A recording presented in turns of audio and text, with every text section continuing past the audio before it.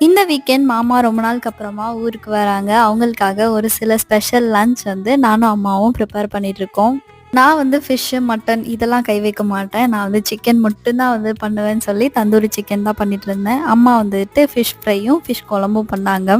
நான் வந்து அந்த சிக்கன் மசாலா செஞ்சு முடிக்கிறதுக்கு கிட்டத்தட்ட ஒரு 1/2 அன் ஹவர் ஆச்சு. ஆனா எங்க அம்மா வந்து 4 நிமிஷத்துல அந்த டப்பா, இந்த டப்பான்னு திறந்து இந்த ஃபிஷ்க்கு வந்துட்டு மசாலா ரெடி பண்ணிட்டாங்க. அப்படியே வந்து திரும்பி என்னோடத பார்க்குறப்ப என் மனசு என் அக்காவுக்கு வந்துட்டு மட்டன் குழம்பு தான் வேணும்னு சொல்லிட்டா. அதனால வந்துட்டு அம்மா அவளுக்கு மட்டும் மட்டன் குழம்பு பண்ணிட்டு இருந்தாங்க.